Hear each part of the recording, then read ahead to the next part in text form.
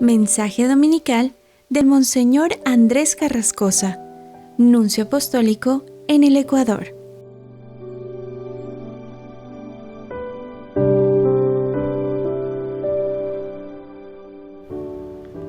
Queridos hermanos, feliz domingo.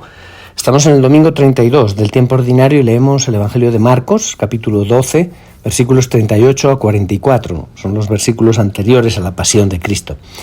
Comienza diciendo que Jesús enseñaba a la multitud y les decía: cuidado con los escribas. Los escribas eran los especialistas y los intérpretes oficiales de las Escrituras. Y después de largos estudios, cuando ya tenían como 40 años, eran consagrados en su papel de escribas y eran como los consejeros oficiales en las decisiones jurídicas. Por supuesto que ni Jesús ni los apóstoles habían recibido esa sabia formación. Pero los escribas, desde el principio, no cesaron nunca de oponerse a Jesús. En los evangelios es muy claro los conflictos que surgen, y antes de su la última vez que toma la palabra en público, antes de la pasión, pocas semanas antes de la condena por el Sanedrín, donde estaban los escribas, sucede esta escena. Cuidado con los escribas. ¿Por qué? Porque la ciencia no necesariamente da la virtud. La ciencia religiosa no da la cercanía con Dios automáticamente. Y decía: cuidado con los escribas porque les encanta pasearse con amplios ropajes y recibir reverencias en las calles. Buscan los asientos de honor en las sinagogas y los primeros puestos en los banquetes. Miren, en la Iglesia también tenemos que mirar estas cosas y tenemos que estar atentos a ir liberándonos y de tanto oropel y buscar esta exigencia que hace Jesús. La Iglesia de todos los tiempos no puede caer en la tentación de vivir mirando su prestigio, sus privilegios, su ropa, sus títulos, sus lugares de honores. Que pedir al Señor que nos acostumbre a una Iglesia despojada de esos honores, de ser cristianos entre nosotros, también los en la jerarquía, servidores, ministros al servicio de todos los demás. El fariseísmo que Jesús condena es la utilización de signos exteriores para atraer la estima de los demás, para tener mayores derechos. Pero puede haber también hoy un nuevo fariseísmo de mostrarse así como todo el mundo, según la moda del tiempo, etc. Y dice Jesús una cosa muy dura: se echan sobre los bienes de las viudas, haciendo ostentación de largos rezos. Lo que Jesús reprocha a los escribas de su tiempo es la vanidad, pero también la búsqueda de la plata, esa hipocresía, porque pedían honorarios exorbitantes a los que venían a consultarles. Y esto es más grave todavía en personas consideradas como piadosas, que oraban largamente. El que pretende proclamar las exigencias de la palabra de Dios tiene que ser también muy exigente consigo mismo. Cuando los cristianos, cuando la Iglesia, la jerarquía de la Iglesia, hacemos injusticias de tipo social, esto es especialmente grave. Porque Dios escucha el grito de los pobres y de los desamparados, y hace justicia a los oprimidos y sostiene al huérfano y a la viuda, como dice el Salmo 145. Y el que quiere estar del lado de Dios por la oración, tiene que ser especialmente íntegro y especialmente justo. Y Jesús continúa diciendo: estos recibirán un castigo muy riguroso. Es decir, la comunidad de Cristo, la Iglesia, debe escuchar esta advertencia. Dios será más exigente hacia nosotros, que es los que hemos recibido más. Porque a Dios no se le puede engañar. Dios ve el fondo de los corazones y nuestras hipocresías están desnudas delante de Él. Continúa diciendo el Evangelio que Jesús estaba sentado frente a las alcancías del templo, mirando cómo la gente echaba allí sus monedas.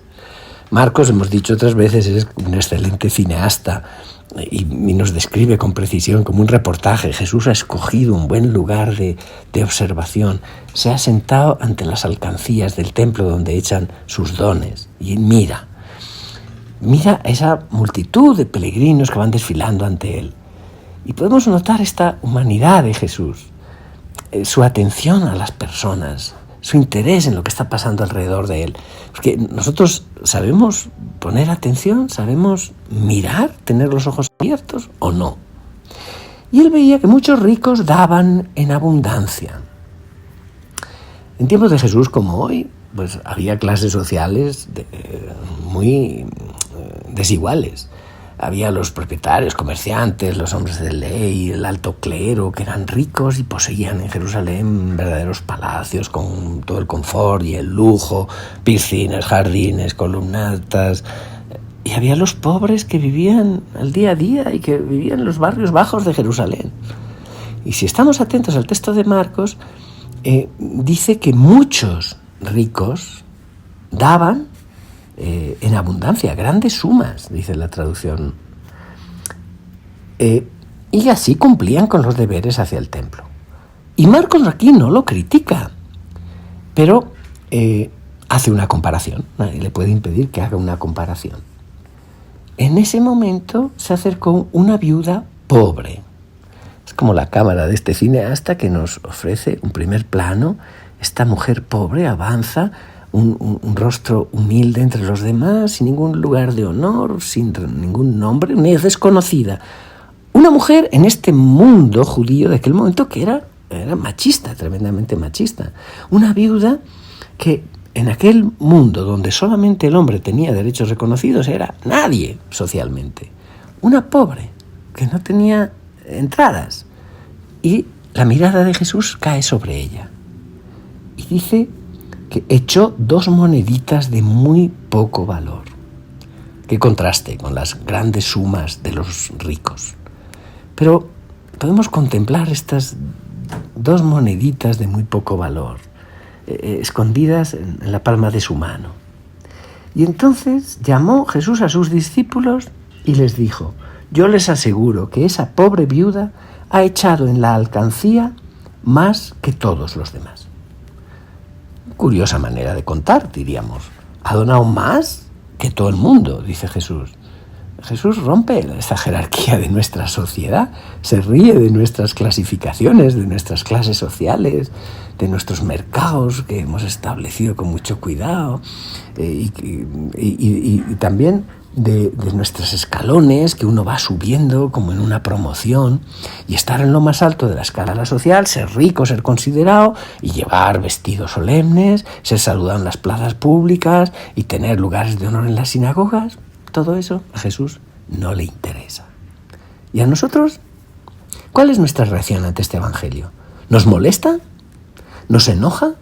¿O nos deja tranquilos?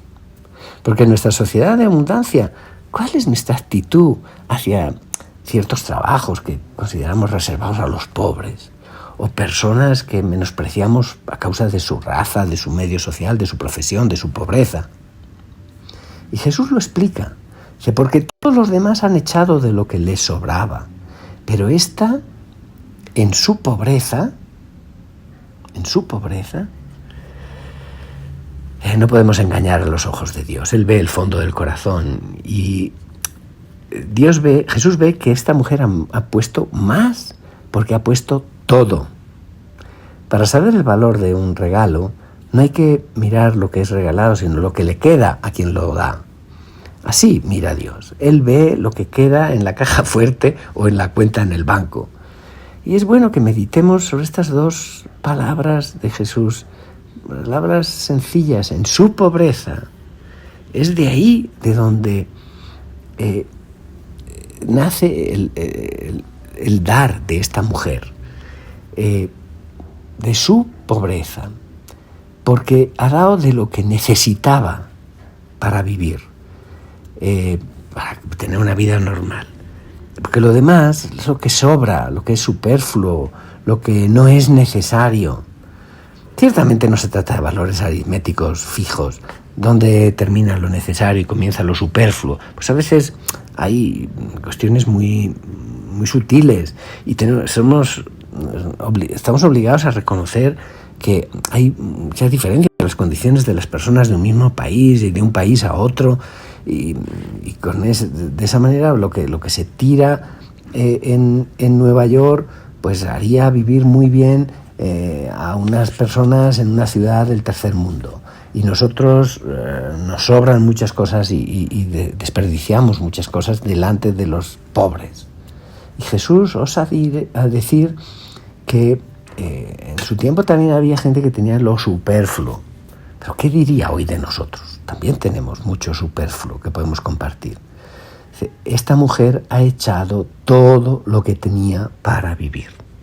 Jesús no ve las mismas cosas que nosotros. Él era pobre y el Hijo del Hombre miraba y veía el corazón de quien daba todo, porque sobre los pobres están los ojos del Señor y los pobres hacen la alegría del Señor. Jesús hizo el elogio de esta pobre viuda con 2 monedas pequeñitas. Pero, Señor, ¿qué es lo que tú piensas de mí? ¿Qué piensas de mi generosidad? ¿Qué es lo que yo doy? ¿Cuánto doy? ¿Cómo doy y comparto? Nosotros hoy diríamos fácilmente que esta mujer tenía buenas razones válidas para quedarse con sus 2 moneditas y dejar que sean los otros quienes donen. Como decía San Vicente de Paúl, felizmente para los pobres existen los pobres, que son ellos los que saben donar. Pues todo esto sucede inmediatamente antes de la pasión de Jesús y nos da como un secreto de esta muerte que se acerca. Esta mujer es como el icono de este Dios que da todo, que haya dado todo lo que tenía para vivir. Dios, que era rico, se hizo pobre para enriquecernos, nos dirá San Pablo, porque el amor no hace cálculos. Dios es amor, Él ha donado todo.